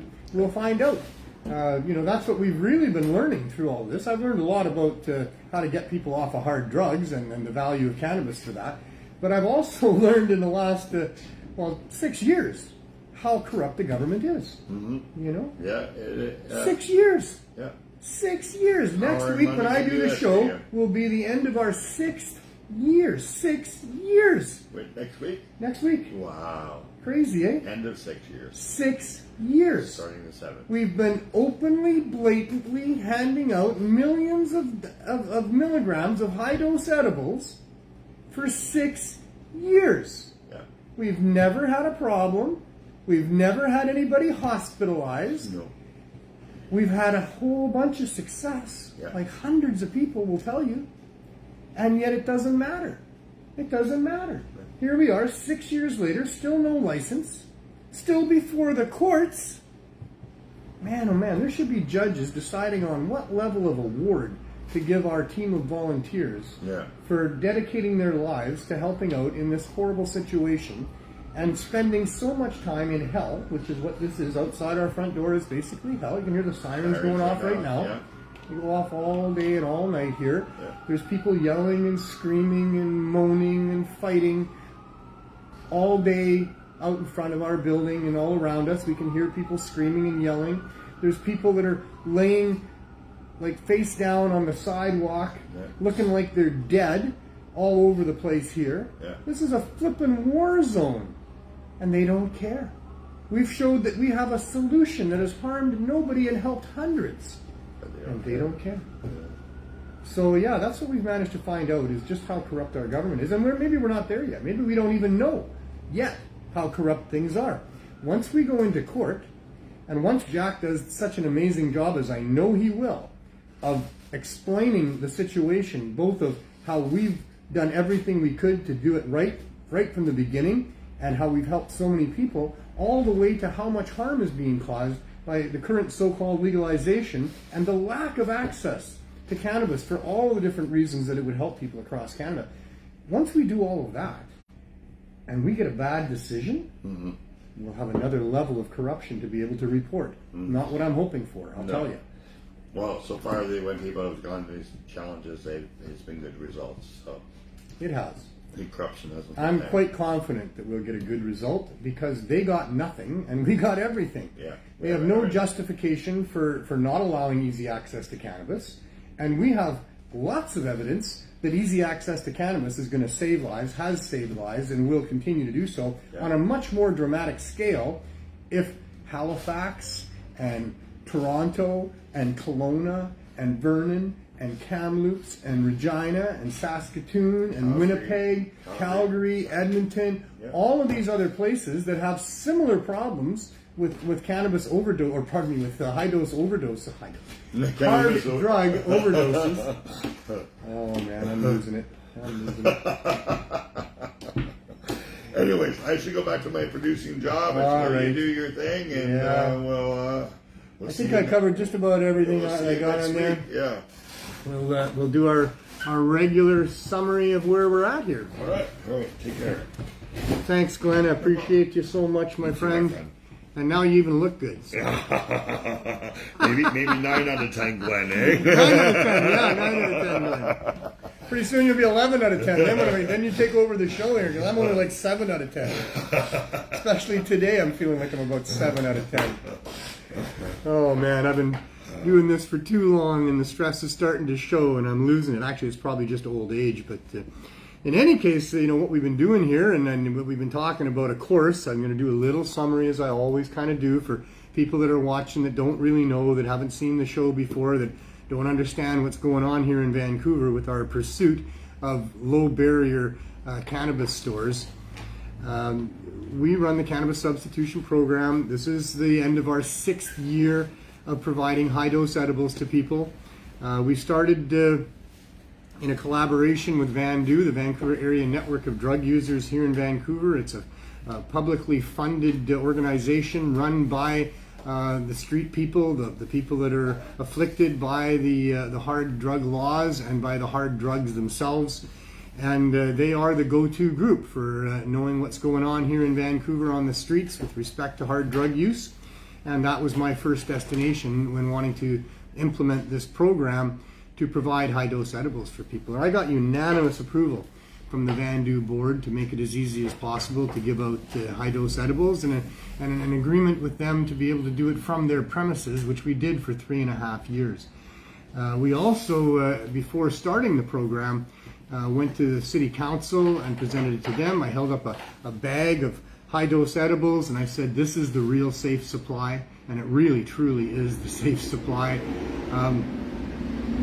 We went to the Vancouver Police Board, Rob Laurie, a lawyer, a good friend of mine, and myself, and we presented it to them as well. We then waited 2 months of lobbying the municipal government for support without success, to the point where I had enough edibles built up that we could start giving them out, and I didn't want to delay any further, as every day more people were dying. We have about 6 people a day here in BC die of this scourge of fentanyl and poison drug supply.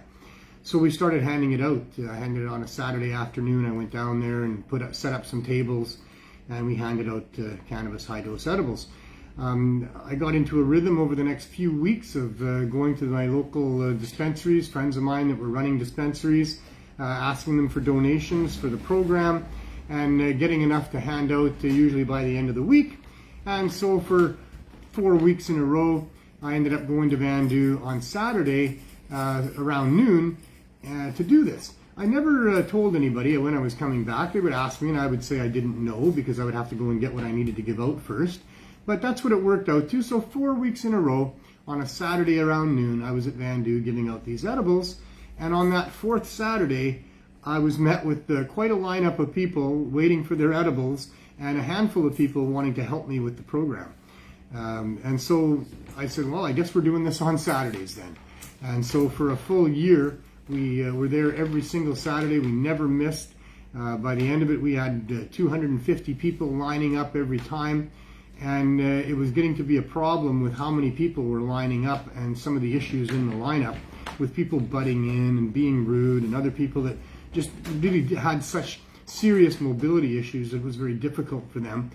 And so in an effort to try to disperse the lineup and make it smaller and be able to get to people quicker, I asked VANDU for 3 days that were not Saturday to do the program, and we would remove Saturday.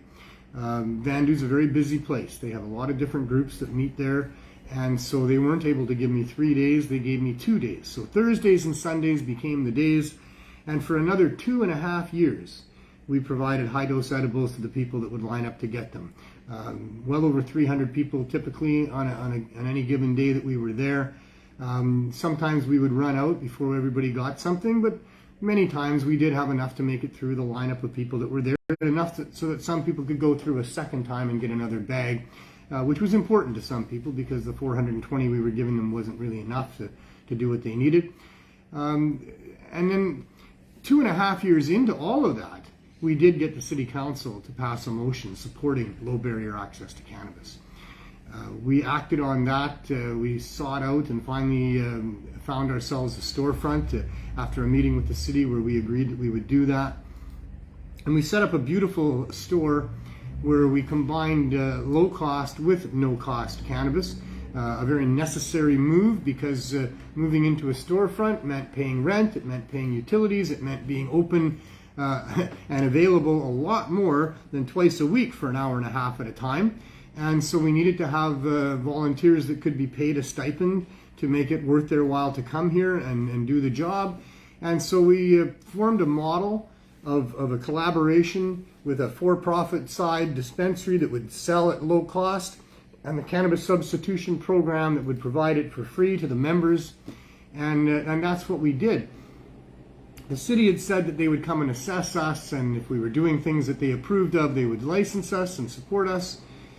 But the truth is that the licensing department were the first ones on scene after less than 2 weeks, and not aware of the motion passed by City Council, unaffected by it in any case, saying it didn't matter, that they were bound by what needed to happen with respect to getting a license from, they said, the provincial government. But in pursuing that, by the afternoon of that first day, we became aware that it was going to be the federal government that we needed to apply to, and so we did. And we put in a great application that included 90 minutes of testimonials of the people that were provided our services, scientific studies that had been released showing the effectiveness of cannabis as a replacement for opioids. We had letters from Dr. M.J. Malloy, Professor Zachary Walsh, the foremost expert on cannabinoid replacement therapies, and a lot more than that. We put together one hell of an application. We did it on purpose that way. We didn't want to fail. We wanted to make it bulletproof so that it was impossible to say no to. Keep in mind that by the time that we put in our application, we had been doing our program for almost 4 years. And so we had all this evidence. We were able to put together an application that exposed all of these things, all the different dynamics of what we were doing, and was unable to be declined, in our opinion. And here we are. It's almost 2.5 years since we submitted that application, and I guess I was right. They couldn't say no because they haven't said no yet, and I don't think they're going to be able to say no. What I didn't anticipate was how firm they were going to be on not also being able to say yes. That obviously promises made to very powerful groups and people about maintaining the Trudeau cartel high prices is sufficient for them to not allow us to do what we've proven and demonstrated for all of this time is extremely successful during a public health emergency. They are not able to say yes to us for fear of who knows what. But certainly anybody with a high school diploma would be able to assess what we're doing here, would be able to assess our application and recognize that this is something that absolutely needs to be supported during a public health emergency of overdose deaths. Yet Health Canada, with all of their so-called expertise in this area, have been unable to realize the potential for good and positivity that our application represents, or at least they're not able to because of promises made to rich people, which is more along the lines of what we suspect is happening here. I don't think it's just ignorance on the part of the Health Canada people. I believe that it's a real solid understanding on their part about the people that they're going to cross if they allow for cannabis to be sold cheaper than what the Trudeau cartel is allowing. So we got evicted. Being told that the licensing department was not going along with that, said that yes, we're going to have the federal government approve an application before we can. So here we are, still waiting for all of that, and we were evicted. After 5.5 months of being in a store that was a beautiful, safe space for people to come into where they could feel like a regular person and purchase what they needed with some dignity, instead they're back out on the streets. We were evicted and forced to close, but of course not able to stop the program. I mean, I've got more responsibility here than that. We couldn't just stop the program. In fact, that's what the letters that we got from Dr. Malloy and Professor Walsh stated extremely clearly, that in their expert opinion, what we'd been establishing for these years leading up to this application meant that if we were to all of a sudden just stop providing the hundreds of people that were relying on us, that they would be forced back into the poison drug supply, many of them, and have their lives put at risk because of it. So, unable to stop, but unable to continue in the store, we were left little choice but to go and get an RV, and to do it right where the store is located, but outside on the curb instead of inside the dignified, safe space of a store. We needed to be in the same area that we'd been in for 5.5 months. We could not go back to Vancouver. I would not have done that. That was horrible. Having all of those people line up, hundreds of them, twice a week, in all kinds of weather. We went summer, winter, spring, and fall. We never missed, never, ever did we miss. Every single Thursday and Sunday for those last 2.5 years, we were there. We were there in snowstorms, we were there in rainstorms, we were there in windstorms, we were there in excruciating heat. And we were there during the pandemic. On that fateful day of March 11th, 2020, when everybody all of a sudden stayed home, the stores all closed down, only essential services were allowed to exist, we were deemed an essential service. We deemed ourselves an essential service before Coastal Health did. We went there that first day after everybody was isolated and staying home because we knew that there would be a long lineup of people there waiting for us, and we needed to be responsible in dealing with that. We were all masked up. We wore gloves.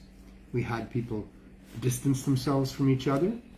We were careful about how we handed out bags. But we continued to provide our service because we knew how powerfully important, how important to people's lives, their very life, our service had become. And it was shortly into that pandemic when we received word that Coastal Health had wanted us to keep going. It told us we could not stop. So we continued, and we continued, and we continued to continue. We were forced into an RV out of the store, and we've been in the RV for 2 years, and well, that was November, December, January, 2 years and 3 months we've been operating out of an RV. Never, ever did we imagine that it was going to be this long, and we still would be in an RV.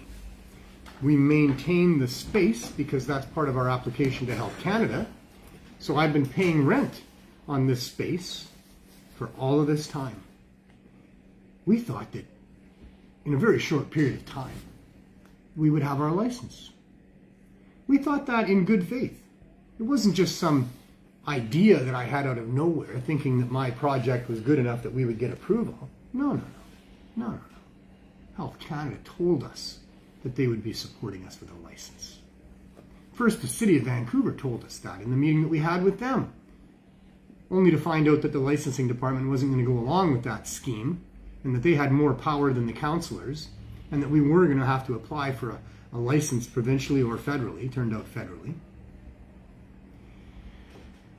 But we continued from the RV, and we've had all kinds of issues because of it, all at the feet of Health Canada. Health Canada has a lot of blood on their hands, and they're responsible for a lot of problems that we've had here. There's no blood on their hands from us here, but there's blood on their hands because they have not allowed us to expand our program. They've not allowed others to start similar programs. They are culpable, and they are murderers. I hate to say it, but there's no other word for it. I have the lived experience. I'm on the front lines, and I can tell you that their inaction has definitely resulted in a lot of people dying. So, we continue to wait. We'll see what happens. Meanwhile, we do have other programs going on, but not supported by Health Canada. Supported by their communities. In Victoria, they're into their 5th year now of helping people there with high-dose edibles that are part of their program that was started because of our program here. they have the support of their city council and the local police. In London, Ontario, I should mention Halifax first because Halifax was the next one up. Chris Backer and his wonderful volunteers and donators in Halifax, Nova Scotia, started the Cannabis Substitution Program. I'm sure it's 3 years plus now. And they continue without any hassle from the local police or interference from anybody else. They just show up every Monday to a lineup of people and hand out high-dose edibles with great success. Thanks, Chris. I appreciate you people so much. I wish I could do more for you. We'll see what the future holds. Mary McCarty, a wonderful human being that was a baker for us for a long time here in Vancouver, our head baker, had to go back east for family issues, and she went to London, Ontario. Of course, she was bit by the CSP bug by that time, and right away started up a program there, found the right place to be doing it, and got it going before she was called away again for family matters to Winnipeg. William Hicks and his volunteers there have been continuing the program in London, Ontario. No interference from the police or the city, just continuing to do what they need to do to help people, but not getting support from anybody else like Health Canada. Neither are we. Mary went to Winnipeg. She tried to start the program there. It was difficult in Winnipeg. Winnipeg has probably a larger need than anywhere else. They're suffering there mightily. Very little access to cannabis. At least here in Vancouver, there are places that people can go if they know what they're doing, and they can find things here. In Winnipeg, it's a lot more harsh. And the people are a lot more harsh. The soft ones come west, they move out here. But the hard heads, the ones that are hardcore, they're there. They're still in trouble. They still want help. And so when Mary would go there with her edibles to hand out, it was a bit of a mob scene. She was aggressively swarmed by a lot of people wanting what she had. She felt unsafe. I told her to stop. You can't have her life being put at risk to try to save others in that manner. I believe that at some point we will be able to partner with some other advocacy and harm reduction groups in Winnipeg, and we will provide some access to high-dose edibles there. It's a passion that I have at this point. I don't like being shut out of a place that we started to do this. We will make it work in Winnipeg at some point. It would really help if the federal government would help us do that as well. If they would give us the license that we deserve here for continuing our great work, and they would allow for places like Winnipeg to also have a low barrier access cannabis store, then a big dent would also be put in their opioid crisis in that city. So Winnipeg's on hold at this point. Mary's still baking for us in Vancouver, and we thank her so much for that. And these other places where the CSP is working, and now I need to add another one to the list. Surrey has joined the Cannabis Substitution Program, thanks to Rosie Rourke. Am I saying that right? I guess so. I guess Rourke. Rourke. R-U-R-K-E, yeah. An ex-user got her life back because of cannabis, has been helping out in Surrey with food programs and other things, and on the down low, helping people with cannabis for quite a while there. She approached me and asked if she could use the Cannabis Substitution Program entity to provide cannabis in a much higher profile out in Surrey there, and she's been doing that over the last number of weeks, and I really wish her well. It's a very harsh environment there, not so much because of the people, but because of the enforcement. That City Council in Surrey has not been favorable, although now they have a new mayor. We'll see what Brenda Locke has to say. But the previous mayors have not even allowed cannabis stores in Surrey. And when Don Briere of Weeds decided to try to do a cannabis substitution program out there, they shut him down real quick. So we'll see what happens in Surrey. Please pray for them and cross your fingers and hold positive thoughts in your mind, whatever it is that puts that energy into the universe. And maybe it can work there as well. Thanks for all the people that are making it work in other places. And I know there's other people that have taken up the torch, although maybe not under the banner of the Cannabis Substitution Program, but they're still doing their part to get get cannabis to people who might need it. Here we also had the High Hopes Society that was formed. Sarah Bly, who started that, approached me shortly after we started at Vandu, and I provided her with some cannabis to start making edibles with. And she had, we had a young researcher from UBC here the other day who's going to use our program for his research, and told us that the name is cohorts. That what Sarah had going on there was some cohorts, some people that she had identified that could use cannabis and get off of opioids, and she had had some success with that, and that's why she wanted my help, and that's why she started the High Hopes Society, and they've been trying to help people with high-dose edibles as well. That was also part of why the city passed a motion. Sarah is a good girl that was on Parks Board and knows how to play the system, as opposed to me, who's apparently anti-police and not able to play the system as well because of it. I have no experience in municipal governments, and I'm not given the respect that Sarah was given. Sarah was provided the opportunity to be legal, and she took it. I've been offered that same opportunity. What that opportunity entails is turning our backs on a large number of people that we otherwise are helping. I won't do that. Sarah did. Sarah started up a little desk inside an overdose prevention society space where people could come and get screened by a doctor and approved to buy cannabis at somewhat of a reduced price, but still pretty expensive, certainly not $1 a gram. Not allowed to provide edibles, mind you, and that's the whole trick to what we're doing here. The edibles are the key, for sure. But she did her little program for a little while, not more than a few weeks, and the landlord didn't want anything to do with it and shut her down. She's been silent ever since. I don't know if she's still providing to some people somehow, but that's not a model that works. I can't do that. I'm not willing to do that. I think whoever decides that I have to do that should be the one to come here and get introduced to all the people that we're helping, and be the one to tell them that they're not special enough, that they don't have the right piece of paper to be able to get help for what they're involved with. I won't do that. I can't do that. So we'll see where that all goes. But in any case, we're still operating out of the RV. And I guess no end in sight, although, like I say, Health Canada says they're still reviewing our application.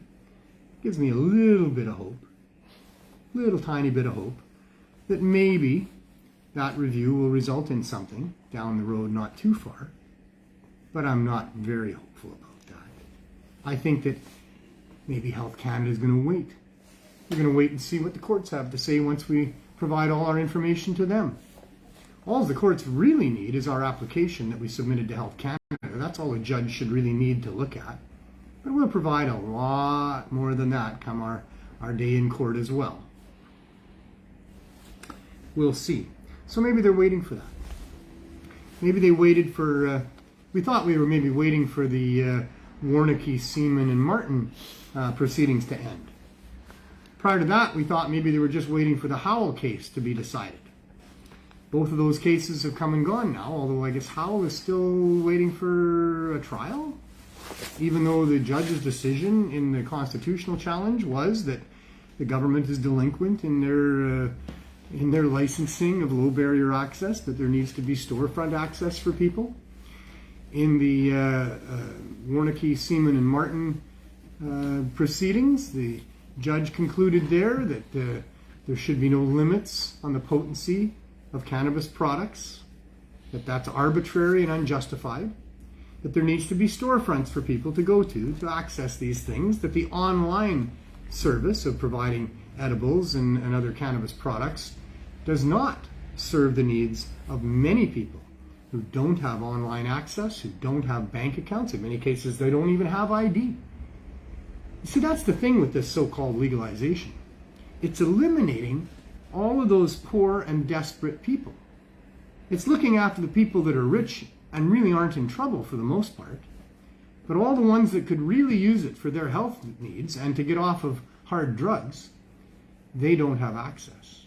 That's what's so wrong about this so-called legalization, is it's not legalization for everybody. It's only legalization for the rich. The barriers to access are extremely high, both for the consumers that would access cannabis products from the retail outlets, but also for the suppliers that would supply those outlets.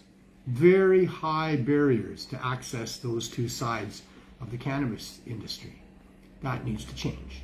There needs to be low barrier access on both sides. We here at the Cannabis Substitution Program have been using non-legal suppliers for all of this time. Although some of the people that donate to us are perhaps using their 4 plants that they're allowed to grow, or maybe more than that if they're medical users. But they're only really supposed to be donating 30 grams at a time. They could come here every day with a 30-gram bag for us, or 30 grams worth of edibles, but not all at once. Ludicrous, harmful, murderous is what it is. So we'll just keep plugging, and eventually I think we have to win, because we won't stop till we do. You can't really defeat somebody who won't give up. That's my hope anyway. And we'll see what happens. We know we have the truth on our side. We know we have righteous justification and that lives have been saved and no one has been harmed by what we're doing. Hopefully those truths all come out down the road, and that allows us to have proper stores. But in the meantime, we're out in an RV. So let's go visit the RV, give you a little bit of reality TV, and see what's going on out there.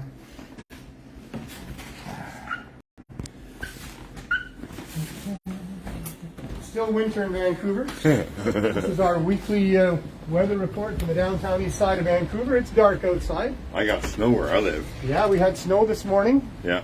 Some of the areas had a lot more than we had here in Vancouver, but it was on the ground. I mean, it was, the cars were driving on snow.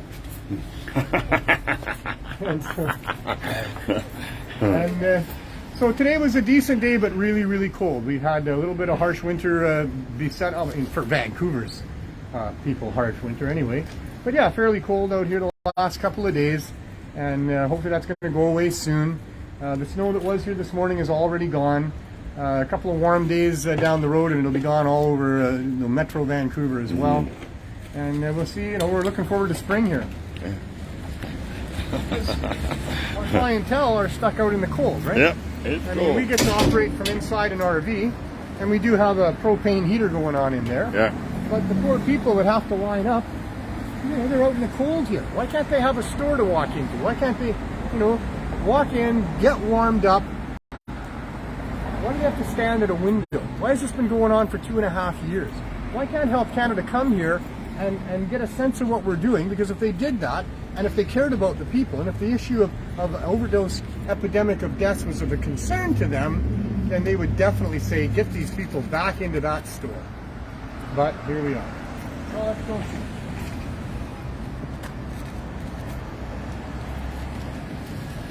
Did you get a shot of the police over there that I just waved to? They waved back nicely. Did they? Oh, that's nice. Yeah, most of them do. I get a smile and a nod or a wave from the BPD as they're driving by, almost all of them.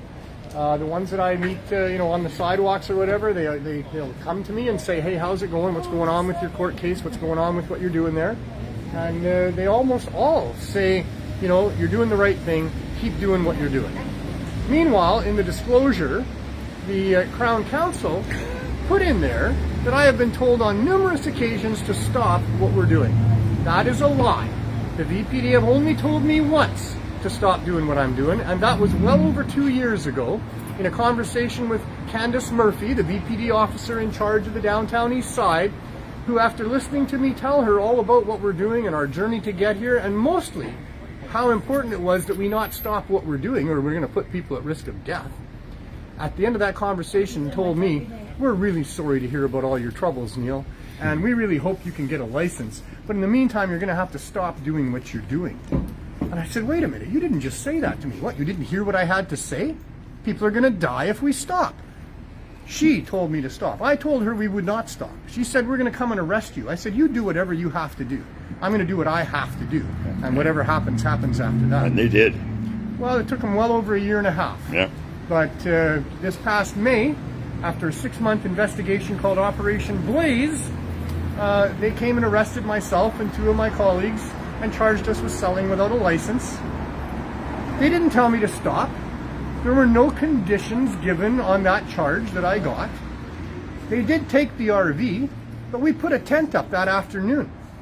They never came and said we shouldn't have the tent up. Hey, what are you doing? We arrested you. Why would you? No, not at all. In fact, several conversations I had with VPD right after that raid told me to keep doing what we're doing. So, told me that these decisions to arrest you were not made by us on the street. They were made by people up top at the VPD. So, you know, we keep doing, but I have not been told repeatedly to stop. And in fact, the VPD gave me my RV back.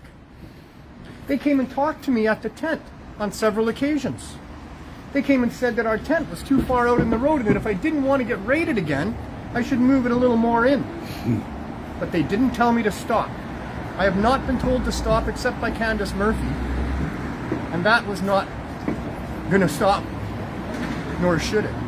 But once again, Crown Counsel are able to lie in court, to characterize me in ways that are not true, without any supporting evidence. And that just gets to be worked out by the judge. My lawyer says, you know, they say bad things about you, and we get to say bad things about them, and then the judge will figure out who's telling the truth. Really? Our government, the king's representatives in court, get to say bad things about me that are not true? And we're going to let the judge figure that out? This is the governments that we have going on here? They're going to lie about a citizen to try to make him look bad because they want to build their case against me? Terrible. Anyway, here we are, helping people out. It's a wonderful thing. It's too bad we can't have a store to do it in, but until then, we're in the RV. And if they were to take the RV and tell us to stop, we'd put up the tent and we wouldn't stop. And if they would arrest me and put me in a cage and not let me out, somebody else would take my place. And if they arrest that person, somebody else would take that place. If they take the tents or they take the RVs, we'll bring more back. Because I'm surrounded by a bunch of really good people who understand the situation and care deeply that we're here to help people and that we don't get forced out. So, I guess it's on. Government against people. Is that how it's supposed to be? In a free country? No. In a country called The government's Canada? for the people. With this great reputation for politeness and freedom and human rights? Is this how it is? This is terrible. This needs to stop. Let's go inside. Okay. Shall we go the back way? Yeah. I always like to show off Let's go. the signs. Looks like we got the break in traffic too, so. What's that? There's a break in traffic. We got enough time to get in there. Sure. Oh. We'll let this big truck go by. All right.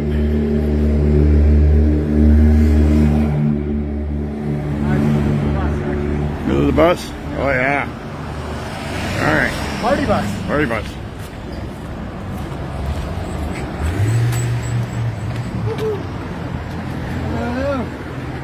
All by yourself. Yeah, I don't know. I don't know what's going on with that. I like those signs at the back of the RV, by the way, because one of our big issues here is that the media won't cover what we're doing to any great extent at all. There has been a couple of stories. We had one of the previous RVs was firebombed. I didn't mention that for those of you who don't know. We had some issues after a year and a half of having no problems. All of a sudden we had a series of break-ins and then a threat about firebombing the RV, and then sure enough they did and burnt it right to the street. So we got another one. Another one? And this one I don't leave here at night, so it won't get broken into. But Hello. Yo, what up? No, Hey. Other window. No, that's Jay. That's that's Jay. Jay. Yeah. We're right there, Jay. yeah, it must be almost 6 o'clock, Yeah. so that's what's going on here. We're going to have a meeting about 420, as I told you. We're going to figure some shit out here and see what we're really going to do, and we'll let you know next week. In the meantime, there you go. Here's another episode of the THC Show. I think we've covered most of the bases and explained to everybody what we're doing here and all the rest of that. And for you at home, or wherever you're watching this, you can play a role in this. There's a part to be played for everybody. We don't even have room really for people just to be travelers and tourists. What we need is everybody to be part of the crew. And we all need to do stuff because this is very serious. As we've explained for the last 2 hours, this is a horrific situation here that's resulting in numerous deaths and the suffering of a lot of people. And we're talking about a lot of people. Those people that I mentioned that are left out of legalization, the poor people, the sick people, the addicted people, they number large. There is a whole bunch of them. And all of those people are not included in Trudeau cartel's legalization. And they need to be. So we can't settle for this. We can't say, okay, we've got enough legalization now that the average person is not going to be arrested and charged with simple possession. And I guess we don't really care about those people that are, risking much more by providing for people. We need to do something about this. We all need to be crew. There are things that you can do. There's things that everybody can do. There's just a phone call, a letter, an email, a conversation, a visit to your local mayor's office, or maybe, local media, whatever. There's a whole bunch of things. I'm going to leave it up to you people to decide what it is that you can do for your part in what we're doing here. But please take part in what we're doing here. And there's great rewards in that as well. Mostly just how you feel about yourself. I know it's frustrating to be living in a world where legalization turned out to be just a government cartel that's still criminalizing all of our friends and families that are not part of the cartel. I know that's hard to deal with, and it's frustrating. But it's much harder to deal with and much more frustrating when you're not doing anything about it. If you do something about it, you'd be surprised how much that makes you feel better, how much stress that relieves. And it's fun. And so have some fun going about putting a wrench in the gears of these people that don't care about us, that don't care about the people that get afflicted with drug addiction, that don't care about the people that lived lives that didn't allow them to have the financial resources that some people are lucky enough to have. We need to help those people.